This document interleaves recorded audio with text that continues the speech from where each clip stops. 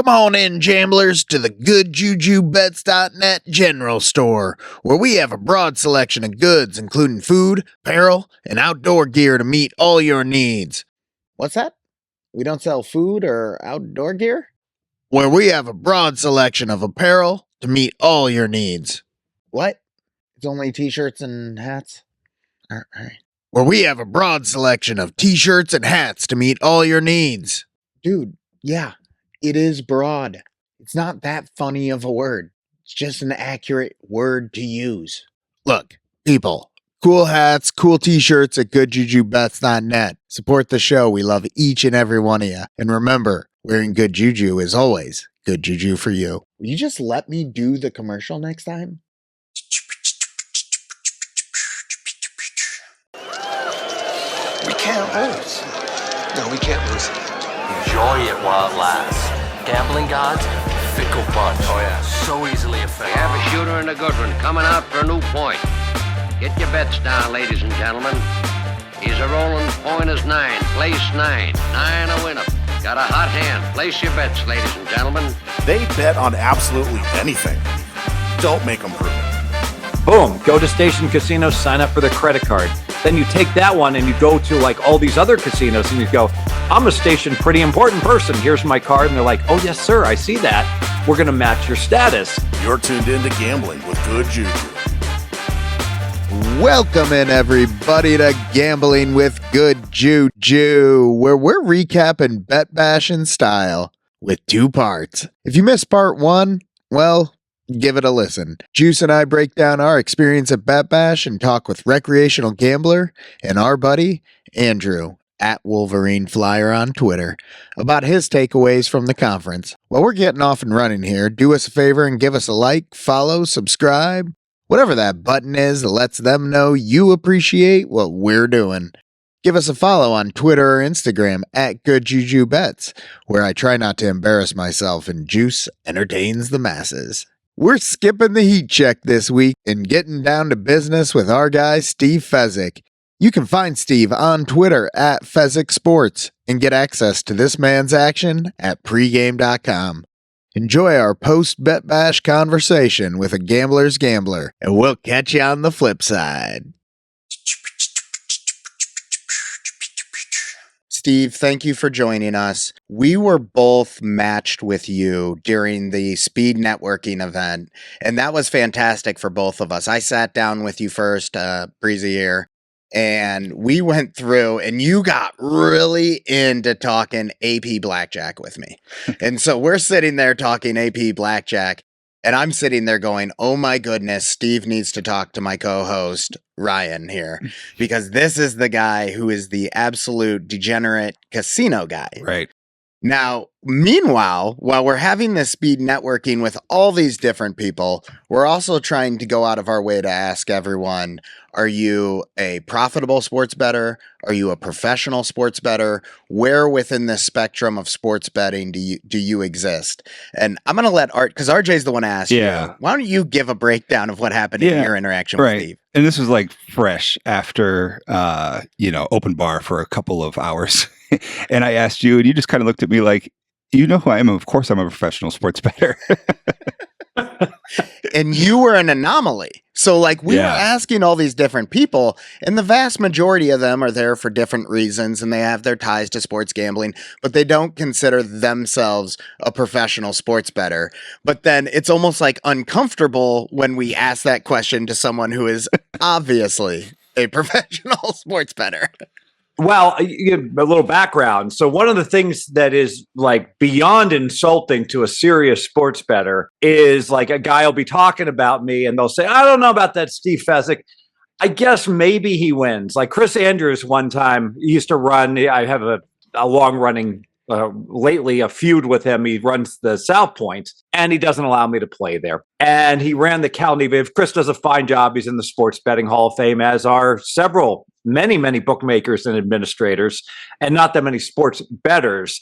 But he ran the Cal Neva, and he once said, oh, I remember Steve. He'd come up there. He'd dress up for the rodeo. He'd wear cowboy boots and a hat, fit in. I guess maybe he might have won. Like he's begrudgingly say when he says he might have won, it's almost like that movie Casino where the guy hits the 3 jackpots in 15 minutes. And the owner of the casino says, you're either in on the con or you're completely incompetent. Either way, you're fired. Almost one. It's like the Cal Neva had the greatest parlay card, one of the greatest parlay cards in the history of sports. So think about this. You could play like a 17 parlay, stale lines. Okay. The card got printed on Wednesday. So you're playing like Northwestern plus 21.5 and the line's 17.5 against Illinois. All right. You're getting 4 extra points. And there's like 25 games like that you can mix and match, and it pays 104 for one. It's like if you hit 52% against the spread on average, you have a clear edge. If you hit 54%, you have like a 30% ROI. I mean, it's insanely good. This is back in the late 90s. Now, hold on, Steve. Hold on, because we did an entire episode covering tavern parlay cards. And this man right here sitting to my left went 3 for 5 last year with his local bookie, hitting, 3-leg parlays? Yeah. He went 3 out of 5 on them. So I'm excited. So now listen, these tavern parlay cards, the problem is that they typically pay 6-4-1. And you're like, oh, I'm getting the true payout. But they're not paying 6-2-1. Yeah. They're paying 6-4-1. So that's a 5-to-1 payout. So a 6-to-1 payout, I'm doing this off the top of my head, it might be wrong. You're laying minus 110. But when you get a 5.5, when you get a 6.5 for one parlay, you're laying minus 120. And if you get a 6 for one, you're laying minus 130. So you need you need a really good numbers to win, because each leg is minus 130. What were some of the discrepancies you were getting? Because he was pricing it out. I mean, we know what we're doing. They had a disclaimer on there. You couldn't get 6.5 or more points, but there was definitely a few where I got 4 or 5 points. And that, obviously, that's even with lousy payouts. And one mistake they make is they might have a lousy payout, the 6 for 1 on the 3-teamer, and then they double it. The 4-teamer is 12 for 1. The 5-teamer is 24 for 1. So think about this. Effectively, you're paying lots of VIG on those first 3 games. But now, how much VIG are you playing on the 4th leg? Nothing. It's minus 100 because you're taking your $6 and after you win your first 3 legs, and you're risking 6 to win 6. Then you're risking 12 to win 12. And that's the mistake Vegas made for years, is they kept doubling each parlay. So I'm not a huge variance guy, but I was literally forced to play 8-team parlays, 7-team parlays, and 10-team parlays because the payouts were so good. The problem with the 10-team parlay, when you went above 300 for one, you got taxed. Oh, sure. Not that I mind. I don't mind being taxed, but know what I mind being? Having to go up and give my ID and let them know, hey, I'm the guy that's crushing you. I would much rather, up in Reno, like John Squaga's Nugget, it was like the Wild Wild West up there. I mean, I would just go up, I'd cash an $8,000 ticket, they'd pay me. I wouldn't say, you need to see my ID and track me, right? I mean, it's not my job, and like, right. No, don't need to see nothing. Come back literally 20 minutes later, I got my ID ready because I'm going to go over my 10,000. Nah, never even ask. That's okay. I know this is potentially going to lead to a difficult answer in a short time frame, but for the audience's sake, how did you get to be a professional sports bettor?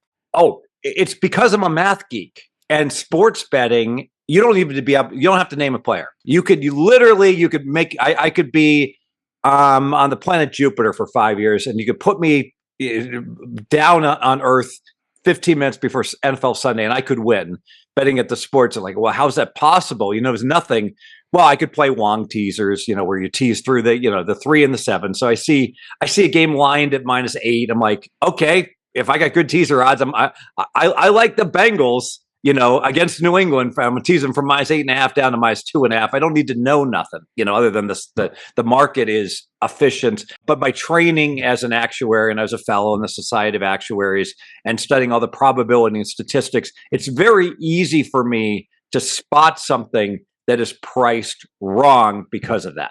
It was amazing walking around Fremont, hanging out in casinos down there. People would see our wristbands, our name badges when we were dressed up in tuxedos, and they're just like, "What the hell are you guys doing here?" And it was like we're at a sports betting conference, and they're like, "That's not a thing." Yeah.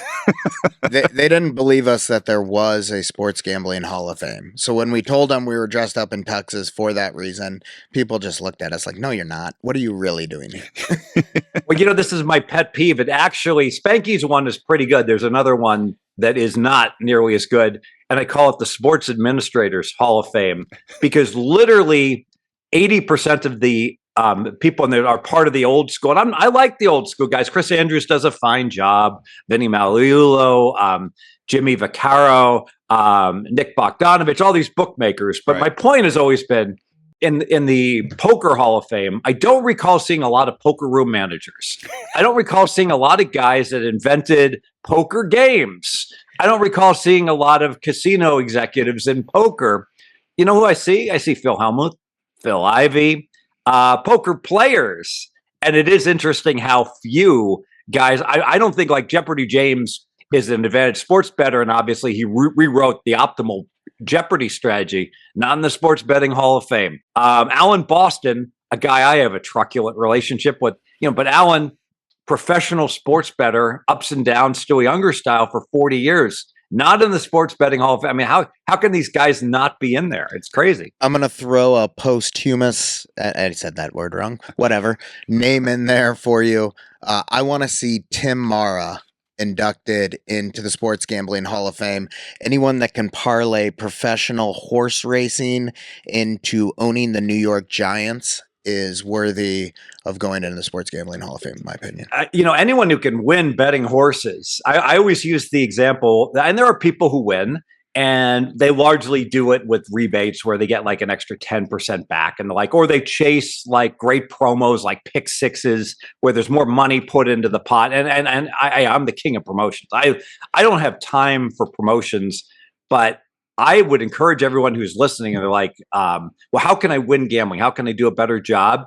I would say stop gambling for a month. And all I want you to do is scour the casinos you go to and ask them, when are you having drawings? When are you having 5 times points, 10 times points? What's your highest payback on a video poker machine? And now you want to stack. It's like fantasy football. You want to stack your quarterback with your wide receiver. You want a 10 times points day where they're giving away a car on a Saturday night, and you're going to go in and you're going to make all your play on Saturday night against your best video poker machine. You're going to get your drawing tickets. So you're going to try to win the drawing. You're going to get a great club status. You're going to get a comp dinner, and they're going to be giving away something special that day as well, and make all your play all focused when it's the optimal time. How many comps did we waste in Vegas? A few. We were busy. We need to get better at this. We need to get better. We at this absolutely for sure. need to get better. Well, if you're a drinker, the optimal comp is you can just walk up to a craps table. My God, in Peoria or anywhere in Illinois, I can only imagine. Walk up and buy in for $5,000. Don't even gamble. Yeah. Just put those nice black chips in front of you. Start ordering your pineapple martinis and the like. And no one's going to say nothing. You got $5,000 on the table, right? I'm going to try that. You might meet some new friends that suddenly want to talk to you that you probably should avoid and be careful with. But you could drink for free, and then you just make a few bets. The beauty of looking like a high roller when you're not a high roller is invariably you bet the pass, you take your odds. You're not going to break even. Mathematically you should break even, but you're either going to win or lose a couple $1,000. And if you win, that's great. But if you lose, then you go talk to your host and you cry, I just lost $3,000. And he'll punch it up on his computer and say, well, you're theoretical. You really should have, you should have only lost 50. And you're like, I know, but I lost $3,000 and I'm hungry. And I hear your steakhouse is really good. And he'll take care of you. Yeah. We got I'm into this idea. We got free breakfast at the Cal. We're getting close to the steakhouses. Was this the first time you attended Bet Bash? I have been to one other, and I full disclosure. So I paid to go to the first one. Yeah. And this one, because I was a speaker, I was fortunate enough to get paired with Dr. Chow, sports injury consultants, and they do a fantastic job, and they evaluate whether Burrow is going to be 100% and the like. And Dr. Chow really hit it out of the park. And I was just there, asking them questions and how they evaluate all their players with their SIC scores and, who's injured, who's not injured and the like. And that was really fun. My only regret was Dr. Chow had a wedding to go to the next day. So we got the bad time slot. We got the dreaded 5 p.m. Time slot for our seminar. So we didn't have, not as many people are attending because people are golfing, going to the poker tournament. It's like going to Disney. You guys, let me ask you guys, how many sessions did you go to them all, or which ones did you bail out of by the time the seminar was over? I missed one on Wednesday, as did you. Yeah. And it was the 5 p.m. one. that was our slot right there. I missed the beginning of Friday morning too. Just a little under the weather there, Steve. But those were the two. Outside of that, we attended everything. Yeah. And if you've never been there, as far as a bucket list, if you like sports betting and you enjoy gambling, and even if you're not an advantage player and you just want to get, I tell everybody if people who are listening, if you just like gambling and like having a good time, it's so much. I'm so valuable to you because it's hard to win gambling. It's hard to take someone from a slightly winning position to a significant winning position. Everybody wins. It's serious. Okay. Like I look at, you want to win gambling, study no limit poker. You want to become a chess master, you could study your whole life. You'll never get there. All right. It's hard. You want to be a winning no limit poker player, and you study 6 months and you're diligent and you're patient and you fold a lot and you're not winning. I don't believe you. I simply don't believe it. Because if you play in a card room in Peoria on a weekend at 2 a.m., there's going to be one good player, 3 decent players, and 5 bad players. You're going to win. Why doesn't everyone do that? Well, you're going to win if you become, employee at McDonald's also. You're just not going to make that much money. It's like a job.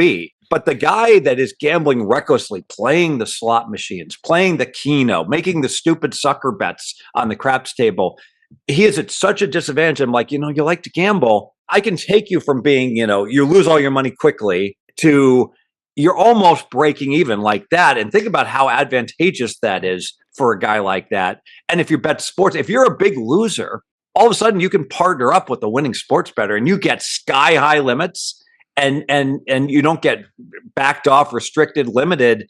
And you'll be able to play for like a year that way and just take a free roll with the guy that's actually, there's lots of pro sports bettors and they're not doing anything special. They're just betting off numbers and stale numbers that at books that are slow to move. And that's what we do. I mean, that's been our general strategy for us to this point. Let me ask a quick question here regarding Bet Bash. What was, for you when you show up to Bet Bash, what is your expectation on takeaways or value that you're going to get out of the conference? I am trying to find a few contacts of guys that are going to open my eyes to something that I'm unaware of.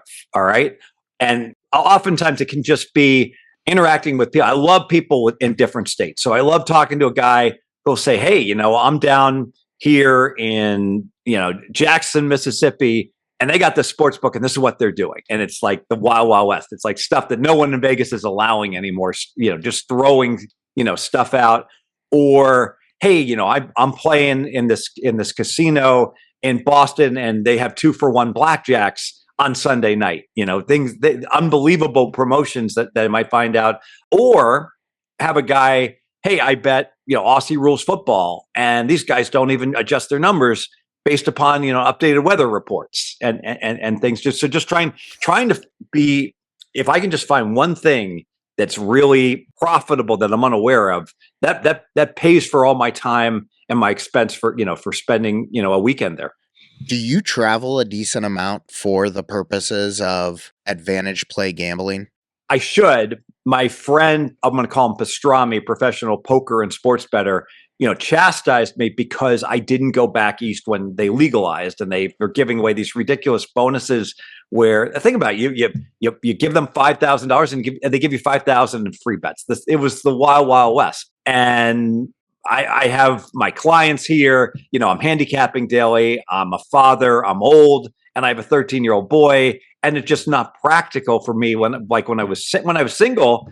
I used to, when I was working in LA single, I tell you, I had several girlfriends that were just like broke up with me, or I guess I was breaking up with them, where I was like, well, it's football season. I go to Nevada every weekend, and I would drive to LAX, and I would fly up to Reno, or I'd fly up to to Vegas, and I would bet from Friday 3 p.m. until like Saturday night, and sometimes I would come home like at Saturday at like 6 p.m., but I'd been up all night. Like on Friday night, the books used to be open till 2 a.m. So you can imagine what a horrible date I am when I'm coming back on Saturday night. Like if we try to go out like at 8:30 p.m., I'm already running late. I've got thousands and thousands of dollars on all these games, like the late games. So I got this was before, the internet. It's like the late 90s. I'm checking scores in the bathroom on my little ticker, right? Or calling the 900 number. Like, where were you? I'm like, irritable bowel. That's why I was gone 15 minutes. I don't know. Making stuff up. It was a challenge. That's awesome. That is hilarious. So your primary interest it's not even so much, it is the networking part of it, but you're looking for information. You're trying to if you can get one nugget of information that's going to be worth 5-10 grand or whatever, you're going to more than 3x or whatever your money that you invested in to go to it. Yeah, like to use an example, like Plus EV Analytics did a conference. All right, he did one little query where he's like, he's like a really sweet spot on correlated parlays is if you just have blindly played, let me make sure I get this right, a college football underdog plus 11.5, under 52.5. That's like one of the most profitable situations that there is, all right, to play the 2-team parlay. By the way, you'd want to play that like at a bookmaker that gives you true odds. So instead of it paying plus 260, they pay like plus 264, whatever it is. Yeah. They price it like it's minus 110 in each direction. So now it makes sense. A dog 2 and under is a good correlation. And it can't be too high. They have the 1/3 rule. So if the total was 52, you go ahead and look at 1/3 of 52. So if the spread was 18 or higher, they wouldn't allow it. All right, but they'll allow a plus 11.5 and under 52.5. It just turns out, and he maps out the quadrants, and it kind of makes sense. The favorite scores 31 points a lot. All right, and the underdog scores 20 and 21 points a lot. So it turns out you're stealing close victories in each direction on the side and total when the final score is 31-21, 31-20. And I'm not saying that, that's a huge probability density mass, but enough of the time the game's landing on those scores and they're all, WW on the side and total. So like that one nugget, well, I was like, dang, okay, I'm aboard. I'm going to play every one of those. And then, you can take it to the next level and there'll be games where, what's this? The total's 52 and the side's 11 everywhere. But at my recreational book, they have 52.5 and 11.5. Okay, so now I'm getting an extra half point on the side and total. So literally it's probably close to break even, just even laying minus 110, playing it and parlay them together and they're correlated. We're good to go. Yeah.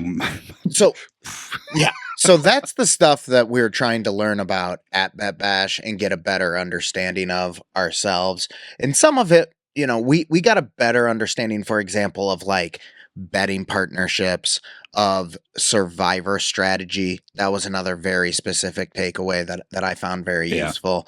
There were other nuggets such as that were popping out for us during the course of Bet Bash. Was there anything from your perspective that you learned or you found particularly useful this year? My goodness. Now the survivor strategists are going to get angry when I say this. I consider survivor strategy to be, you have to play because you have an edge and there is strategy and the like, but it's really easy to play survivor. So how hard if you look for your special Christmas and Thanksgiving weeks, and obviously you got to save your teams that are likely going to be the biggest favorites then. Okay. So here's your strategy. I have a rule when I play poker, no limit. I consider myself to be quite a good poker player, but not a great poker player. I'm not a good enough poker player to ever fold pocket kings in my poker game. So I can be convinced you have pocket aces. You limp under the gun. A guy raises. I have kings, I re-raise, and then you re-raise. I know you'll have aces. You have to have aces. There's no possible logical explanation for how you played this hand other than you have aces. And guess what? I'm all in also because I'm not good enough. And in that situation, 60% of the time, you don't have aces, even though I'm certain you do have them. And where I'm going here is that, like Survivor, I'm not good enough not to play one of the 5 largest favorites each and every week. All right. Now, I know, plotted out. All right, I'm going to save the Bengals. I'm not going to play them against New England. I'm not going to take the 9-point favorite, but I'm never taking like an underdog. I'm never taking a 2-point favorite. And you know why? Because people play so non-suboptimally. They take teams that aren't even favored. They play both sides of games with multiple entries. They do so many stupid things that, like, literally bread and butter, playing the bigger favorites each and every week is probably the optimal strategy. And as such, and I was fortunate enough, I had an investor share of Greg Jones this past year. So he was one of the 4 survivors. So I had 16% of him and ultimately got to the window. And so got a nice check from that. But literally, I was talking to Greg, and it's very difficult because he did a fantastic job, and I'm out for my entries. He's alive, and it's week 15, and I am like talking him off the ledge. Where I'm like, don't. He wants to play a pick'em team because he really likes them that week. I'm like, great, go ahead and bet them, bet whatever you want, but don't you dare, shove your survivor pick on a pick'em team. Did you hedge out of your position the last couple of weeks with Greg? Now that's a great question. Did I hedge? So normally I bet, if I really like a game, normally I bet $10,000. Okay. So let's go to the last week. So the last week, if my team wins, I'm going to get 400,000. If they lose, I'm going to get nothing. So my swing, it's like I have an implied bet of $200,000 on that team to win. So to answer your question, of course I partially hedged because I'm not going to go it's a negative EV move. But if you have enough outs and you're shopping, you're not paying very much, betting exchanges, etc. It's not unusual. You should be able to play a game if you got enough outs at like minus 102 at post. And remember, I got the favorite, so it's pretty easy for me if I'm playing the favorite. I can't even remember who our last team was, and they're a 4-point favorite, and I can play the dog plus 4, lay $1.02. I don't have to just play the money line plus the 177. I can try for the scoop and play part of it on the money line also. And then live wagering, it's getting away from the underdog. Good, I'm happy. My favorite's going to win. Well, now all of a sudden, I can look to do stuff like I don't have to do anything then. But if it's going the other way, and now, oh no, my team looks like they're going down. They were a 4-point favorite. Well, now it's pick 'em. Well, now before it's too late, I can add to it, at that point as well. So there's lots of options. In general, people, I would say they overhedge early in the process and they underhedge late in the process. I'm not a gambler. So ideally, if it came down to I'd have a 50-50 chance of 400,000 and you said, hey, Steve, I'll just hand you 196,000. I'm fine with that. I'm taking a 4,000 haircut from expectation. Why not? Right. Right. Money in your pocket. So how many weeks did you hedge? I started doing it every week. If I disagreed with the pick Greg ultimately put in, it wouldn't, sometimes I'd agree with the pick. He'd play a 7-point favorite, and I'm like, I only make the game 6. I think they're going to win, but I'll bet the other side. So now if I like the other side, if I was going to bet the other side anyways, why not? Bet triple, quadruple what I normally would bet. I know I did middle a couple of those games, where our team won, but they didn't cover. So I actually was ahead on my hedges until like the final 2 weeks, and that's the ideal spot. Yeah. 2 weeks. Okay. I was barking about, I think Halloween, I was going to start hedging, and unfortunately, we didn't have to worry about that. Yeah. And the problem with hedging is, let's say you start hedging week 8. Okay, so your pick it's worth 1,000, and now it's worth 10,000 because 90% of the people are out. And like you said, all right, I got 10,000 in equity, so I will go ahead and hedge 5,000 on the other way. Okay, all right, then you lose your 5,000. Right. Now your pick's worth 16,000. Now I'll hedge 8,000. You see where I'm going? Yep. It's like a Ponzi scheme where all of a sudden by week 12, what the hell? I'm down 125,000 and I don't have enough money left to hedge the last 5 weeks. So a good rule of thumb, I would say, is start hedging when you've got like 3 weeks left. But a great way to hedge, I really want to emphasize this, is to sell shares. Yeah. Okay. It's like you got a corporation. So if your entry is worth $20,000, right? Yeah. And you bought in for 1,000, why not just say, you know what? Call me, call somebody else and say, my entry is worth 20,000. and I want to earn off my entry fee. So I want to sell 10% of my share. Yeah. And will you give me $2,000 for it? And I'll tell you no, because I don't want to. There's no advantage there.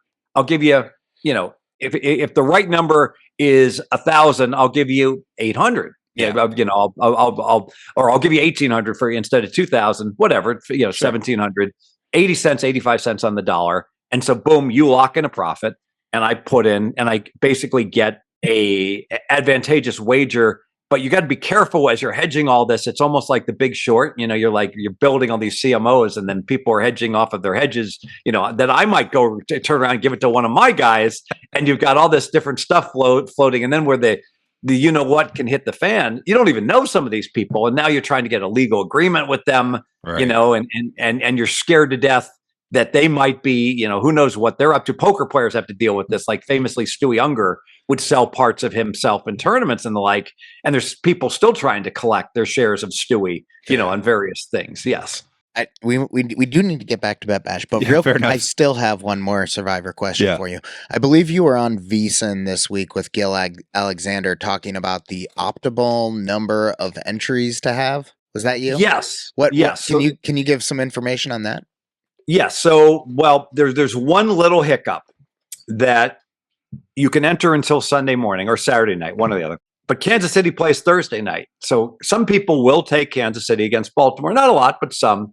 If Kansas City loses, the optimal number is like a zillion, because now I've got, think about the overlay. There's not going to be an overlay. They have a guaranteed amount, but there's going to be more entries than the guarantee. Sure.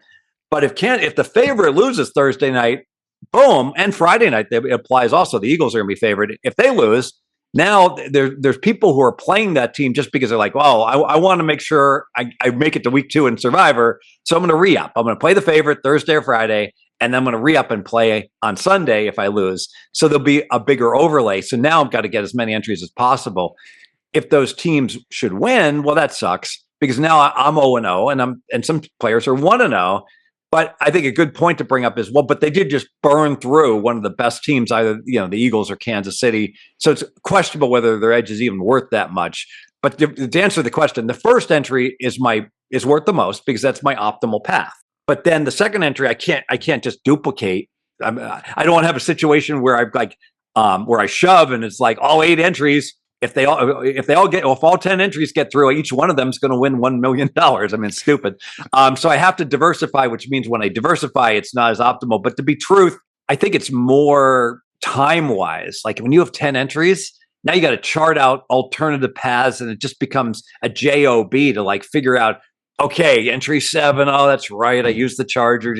It becomes so complicated that it's questionable whether you really should go. So I said 4.5. I think to Gil was it seems about right to me to enter. That's fantastic. We're going to take it a lot more seriously this year. Yes, we are. And we only made it 3 weeks last year. We only made it 3 weeks, and I ended up yelling at him because he submitted our pick before I got to talk about it. Yeah.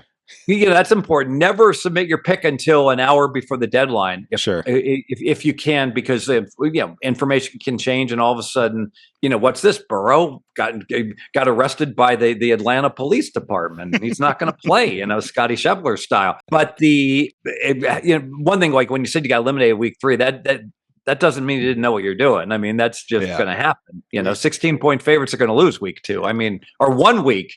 There might be a 16-point favorite that loses. Sure. I am here to confirm we did not know what we were doing, Steve. We'll get them this year. As long as you lost on a team that was laying more than 6 points, Thank you. We did. Thank you. That's all. That's the bottom line. We did. I appreciate that validation. Lawrence. Yeah, we bet on Trevor Lawrence. Mistakes were made. All right. Steve, what's your favorite event when you go to Bet Bash? You've been there twice. What's your favorite thing about the conference? The Legacy Club. I love the Legacy Club. Now, Friday night, anyone who hasn't been there, if you're old and you're fans of the Ghost Bar, this was at Palmton, the Voodoo Lounge at the Rio. They have the rooftop bar. There's something about watching Vegas in the summer, and it's god awful hot. And it's down. It's only 100 degrees, but the indoor area of the bar is air conditioned, and then you walk outside, and there's always a breeze because you're 1,000 feet further up, and it feels so good. The eye candy is tremendous. Derek Stevens, the owner of the Circa and the D and the Golden Gate, is up there. Bill D, a head guy over at VSiN is often there. It is just like, you never know the luminaries and who you might be talking to. And here's what I like about it. It's not snob central, because if you go to the Strip and you go to Fontainebleau, or you go to like the Bellagio, it's stuffy. Like they have, they're really, nice venues, but you go to like an Olives in Bellagio and you just feel like if you're not a country club guy, you don't feel like you belong. Everyone belongs at Circa. So that's my favorite, going up there. Yeah. That's my first time up there. I'm sure yours too, right? Yep. What a great experience. Love that we were all in suits and dressed up, and they had the fire pits going. It's already 110 degrees outside. I didn't even care. Yeah, I didn't care either. You Yeah, did? I was sweating. You were sweating. I was sweating. I'll say this. We ran a question on Twitter asking what was your favorite part of Bet Bash, and I would say 90% of the responses said it was the speed networking event, yeah. which is a great event, and absolutely no disrespect to that whatsoever. But I think I stood on an island saying Friday night, the Sports Gambling Hall of Fame, for me, getting to just be there and see it, followed by an evening up at the Legacy Club, getting to just have fun, great conversations with people of similar interests who you otherwise wouldn't get to connect with. The moment was almost surreal for me, Steve. I just found it phenomenal. So I'm in complete agreement with you. I had a realization suddenly when I went through speed networking. And so I got the Good JuJu bag. Yeah. All right. That you guys were handing out. So a few people had business cards, but you guys had Good JuJu bags. All right. So I put it in my back pocket and I was thinking to myself, dang, that is the greatest idea in the history of the planet, to go ahead and hand that to someone. And I was thinking to take one next step, like, how good would this be? I've never written a book, but if you're a published author, imagine you go to speed networking. Hopefully it's not a big book. Right. And you show up and every guy you go, you just sign your book and hand it to them. Oh, right. Man, that's great. Well, you're not going to tell me that's not going to be a lifelong contact, right? Yeah. So something along those lines is, I think I'm going to steal your idea next year, and I'm going to get me some Good JuJu, by going ahead and passing that out. All right. Well, I better get one for one, and it'd be my pleasure if you borrowed our idea for that, because it was certainly well received. I'm glad we went to the trouble of doing that. Yes, it was one of the more fun things we had arranged. And thank you for stopping by and telling me the next morning after we handed you the Good JuJu bags how much you liked that idea. That was awesome. And that morning, I saw you with a football that you were going to toss around. Now, I'll let you write the house rules on the fly here, but over under 0.5 accidents happened with that football while you were tossing it. Well, this is funny. Several near accidents, but as we become adults and we forget how to have fun, we become very stupid. Okay. We think having fun is like going and drinking at the bars, with our buddies, or going and golfing. And the truth is, you go out with some of your friends from high school and stuff, and you just grab a basketball or football and you just throw it around, and bring your kids if you have them. You'll have more fun than you ever will have at any bar or anything else. It's like you forget how to have fun as an adult. So we're going to Fremont Street experience, and even getting out there, even the employees and should know better, they're like, hey, I'm open. So we're throwing the ball on Fremont Street, and Jared Smith, who's a former quarterback, and Jared is just styling. He's looking great, and he's running around. I'm trying to chase after him, and we almost hit Derek's Tesla car. That's out there. It's like $100,000 car plus that they're giving away on something. And I was like, dang, we almost damaged the Tesla car. And people started laughing like that. That thing's indestructible, Steve. Yeah. The Tesla is going to kill one of us running into it. It's not us damaging the Tesla. Relax. Yes. That's hilarious. I didn't know Jared was a former quarterback. Nor did I. And Jared ballooned up. This is a funny story. So he ballooned up to, the movie, The Sixth Sense, right? Yeah, sure. Yeah. So in The Sixth Sense, and I shout out to my friend Todd Wishneva, who's had struggles with weights, and he's gone up and down, and we've had weight loss challenges. But we see dead people, and they don't even know they're dead. I see fat people, and we don't even know we're fat. It's because everybody, you look at it, and I was 235 pounds, and I always I was I could lose a few pounds, and now I'm 200, and I realize, you know what? I see my friend Jared, and he's 180, and I'm like, dang. it's just like we're brainwashed. There's a movie out there called What the Health, which is like too extreme. But the idea is that like we're just told this is normal. And I tell you what, like when I'm playing with my son, and now I can beat him at tennis. And when he was 2 years ago, he beat me. It's like it makes such a difference in lifestyle and health and just how you feel. My God, I can do sit-ups now, and I'm like 60, and I couldn't do them 5 years ago. So I know we're all busy and everything. One thing that I've been doing is pulling back the curtain. Like I listen to lots of podcasts. I go ahead and it's terrible. Like I won't even have my earbuds. I'll just go and like play it on my phone, and I'm like walking through my neighborhood, and people are staring at me like, I'm living in this neighborhood to avoid a guy like that, as I'm walking all 7 hills of 7 hills. Yes. Yeah. Shout out Todd. I was first introduced with him on the Showtime show, but absolutely inspiring story. And you guys made it interesting, and like being public about it was great. Like on the VSiN shows and stuff, talking about the weight loss challenge. That was fantastic. That's the sort of thing we love. That's Yeah. the sort of thing with gambling with Good JuJu that it's supposed to be all about. I very vividly remember, Steve, you and Todd's weight loss challenge with each other and stepping on the scale, and you guys going back and forth and the bickering over tennis and all that stuff. And I was sitting in a panel with David Hill when he was doing the Sports Journalism 101, and he was talking about we need to make the sports gamblers more of celebrities, the way it's happening in poker, the way it's happening in other sports, and those sorts of stories, and the way that you guys just kind of sharing, we're people within this community and we're doing things other than sports gambling to interact, is the kind of stuff that we need more of in the space. So thank you. And you mentioned it. Thank you. And you mentioned David Hill. So it's a different David Hill. So my buddy, David Hill, we used to have a sports betting team. This is 2004. And he actually owns some Native American casinos in Washington now. So he's moved on. I'm sure he still bets some sports, but he was like a loose cannon. I remember one morning he got hassled by the PD and he got arrested, but he was like one of the greatest gamblers out there, and now he owns casinos, and it's funny, and he's grown up, he's got kids, and one of the funniest stories, so he has kids, and I talked to him like once a couple of years, and he goes, yeah, my kids are playing lacrosse. I'm like, oh, how far we've come from like back when you were like, getting arrested, in downtown Las Vegas, and now you're in your country club and your kids are playing hoity-toity lacrosse. And he stares at me, and know what he says? He goes, I'm a Native American Indian. It's our Native American sport. What the hell are you talking about? Shout out to David Hill. Shout out David Hill. Any other stories or any other experiences from Bet Bash that you want to share with us before we let you go? There's so many. But I'm going to pick on Rufus Peabody, who's great. like the smartest gambler. If you don't know Rufus, he bets like famously like $3 million on the Super Bowl and all these different props. And he bets like multi-millions of dollars, he and his team, on each golf major. And he's the smartest guy I know. And the smartest gambler I know. And he's a golfer. And I asked him, well, where'd you play?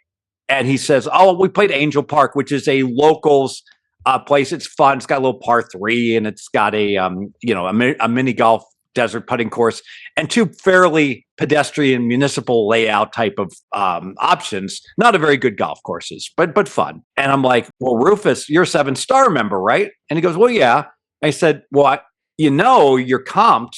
You get 2 free rounds in the first half of the year. In the second half of the year, you can play Cascada or you can play Rio Seco, which are really championship courses. And I said, and you can get matched with that status at Win Black, and you can play Win for free. Oh. And he looks at me like he's going to throw up, like he's eating bad chicken. Like, oh, and he didn't, and he had his, it's not like he had to go get a 7-star. He has 7-star status. It's one phone call, but he was just completely unaware. And by the way, like I would emphasize to everyone in leaving, even if you're not much of a gambler or you're no gambler at all, you don't want to pay resort fees and these exorbitant prices and everything. Boom, go to Station Casino, sign up for their credit card. Then you take that one and you go to like all these other casinos and you go, I'm a Station pretty important person. Here's my card. And they're like, oh, yes, sir, I see that. We're going to match your status. And we're going to give you a platinum card at Caesars, and we're going to give you an emerald card at these other places. And those statuses will be enough that a lot of places, just by getting a credit card, you don't have to gamble $1, boom, you're styling. Now you're not paying resort fees and you're parking for free. Yeah. Stations. Yeah, there you go. We'll work you into that. Love the Rufus Peabody story. And that's proof that there is always an edge to be had still. So whether or not you're pissed off that you're limited somewhere or whatever, like he's like the smartest sports bettor in the world. And he didn't realize he could be golfing for free at these fine courses. So there you go. Exactly. Yes. Will you be back next year for Bet Bash? If they invite me, I will most Fantastic. certainly attend. Spanky does a fantastic job. And I love he's so proactive at trying each and every year to improve it. He's going to become a victim of his own success, though, because like, as you know, when we were speed networking, it's just like those tables are getting closer and closer together to fit everyone in the conference room. And boy, it's hard to hear with everyone talking and you're losing your voice and the like. I don't have a solution other than I desperately need a bye week. And I took one, midway through where I just said, I need a 10-minute break. I can't do it. Yeah. I think I was about 8 rounds into the interviewing where I started questioning whether I was going deaf because I didn't understand how is everyone else doing this. Like I'm having so much trouble hearing and keeping up that it's impacting my conversation a little bit. Fantastic. But still, we got through it and it was fine. But I had that moment where it's like, am I losing my hearing? Yeah, definitely. All right, Steve, thanks so much for joining us. Appreciate the conversation. It was great connecting with you. Fantastic. And along with the Good JuJu bag, one thing I'm going to do with networking is I'm going to bring like a bio, like a really short bio, and bang, just like, hey, do you know me? If you do, it's unnecessary. If not, boom, here's 5 bullets. Who I am, what I do, what I like to bet on, and say, before we start talking, why don't you just, review this, right? Makes sense. Yeah, that's great. Did you have very many people in your speed networking who didn't know who you were? Well, it's hard because you don't want to be that guy. Right. Who I am. So it's, there was a few I wasn't sure, and they were, and frankly, I think that's, that's cool if some I'm sure who did know that just talk to me like I'm Steve, that's, and that's really what I want. Right. I mean, we're all just trying to learn from each other, and you can get some of the best tips from someone that barely gambles. Sometimes we're too close to the sun as a gambler. Do you know Andy Block? That's the guy. I don't. And I ran into this real quick. I know we're running long. Oh, okay. So I run into a guy. I'm playing 10 times tier credits in Tahoe, and there's only 4 9-6 machines. And next to me here comes a guy, and I'm like, he's probably doing what I'm doing, and he is. And I'm talking to him, and we're connecting, and he's an advanced player, and Andy Block's name comes up. I'm like, that's a guy I don't think I've ever met. I really wanted to meet. And so he says, oh, he's going to be at Bet Bash. So I got Andy's phone number, so I have it in my contacts, and then I never ran into him at Bet Bash. Do you guys know Andy? Yeah, he was my first connection, and I had that moment with him. I didn't realize, I was like, so what do you do? And he starts giving me kind of some of the basics of what he initially did. And then we're talking for 4 or 5 minutes. And then finally he says to me, he goes, oh yeah, I was also a member of the MIT blackjack team.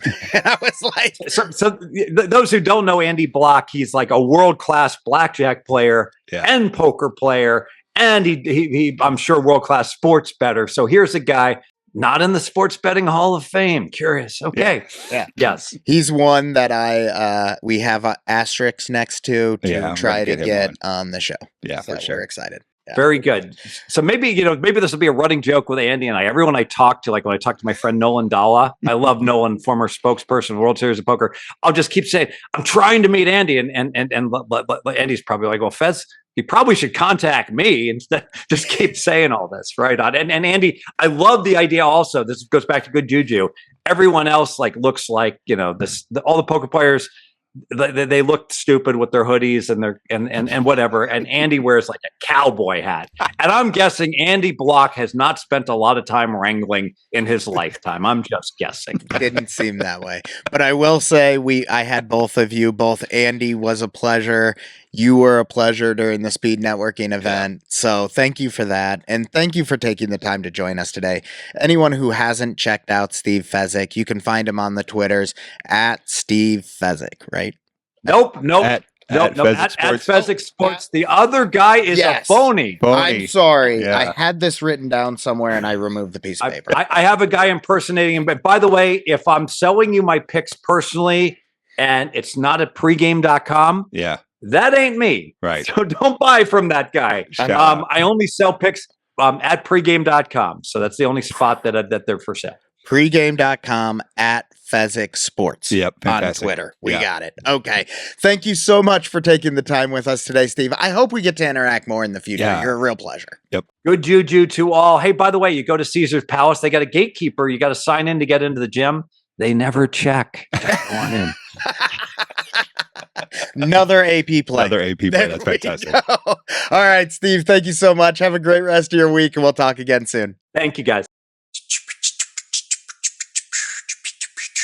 Thanks once again to Steve Fezzik and Andrew for joining us. You can find Steve Fezzik at Fezzik Sports on the Twitters. You can find Andrew at Wolverine Flyer on the Twitters. Getting that perspective from both a recreational gambler and a professional gambler was absolutely phenomenal. Yeah, what a great couple of guests.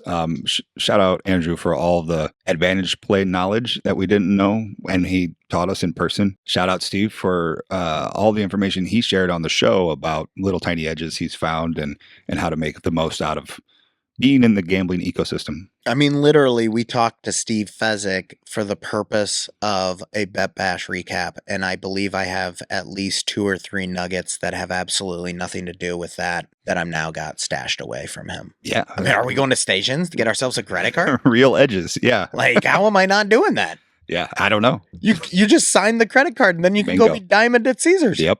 What a great hack. That's awesome. Yeah. Yeah. And you could also tell from both of them, they both had a good time. They both knew their purpose there. Their purposes there were not the same. Yeah. So for Andrew, it was really all about meeting new people in the space, growing out his hobby, maybe discovering new angles within that hobby. Yep. For Steve, it was much more of a professional purpose. Yeah. I'm looking for information. Yeah. And if I can get a single nugget that's worth $5,000 out of a $1,000 visit to Bet Bash, then I am super happy with that. Yeah. Shout out Spanky for such a great job of building this environment and experience that truly welcomed absolutely every aspect and every caliber of sports gambler. You know, it was great talking. Shout out Zachary. Don't know your name or Twitter handle or whatever, but we kept up with Zachary throughout the thing. Yes. And it was so great to just catch up with him right before the dinner on the last night and be like, what was your favorite part? And he was like, sports gambling 101. I learned so much. And it was like, wow, what a great experience for him to just dive right in. Literally. Yeah. If you've never sports gambled before and you want to figure out how to professionally sports gamble, you don't need Bet Bash to do that. We can help you with that. Of course. But oh my goodness, what a hack. Baptism by fire. And what a great time you're going to have. So you're going to fall in love with a hobby at an unbelievable level. Absolutely. So, yeah, what a roller coaster. I know we talked about, maybe 1 day or 2 day next year. Now I'm thinking, maybe all the days. Who knows? So hopefully you guys got a better sense of what Bet Bash is all about between the networking event, the seminars they had, the panels, the Hall of Fame induction dinner, all the open bars and networking opportunities, the final night at the Legacy Club. If you don't find your value in your ticket, I'm not sure that you're right for sports gambling. I was thinking about this. If I would have taken my wife to Legacy Club, we would have spent $1,000. And I got the whole week for that. You definitely get your money's worth. Absolutely. For your yeah. So hopefully we see more of you out there next year. We'll definitely be back out there next year ourselves. And real quick, if we did see you out there, send us a message. Let us know. If we didn't see you out there, send us a message. Let us know. We'd love to just hear from more people that were there one way or the other. Yeah, we want to keep the conversation and the dialogue flowing. Yep, absolutely. So hit us up on the socials at Good JuJu Bets. Check out all our episodes, Gambling with Good JuJu, wherever you find them. Good JuJu to your bets, everybody. And we'll be back in 2 weeks talking Survivor strategy with Survivor Atlas on Twitter. Fantastic. Bye. Bye.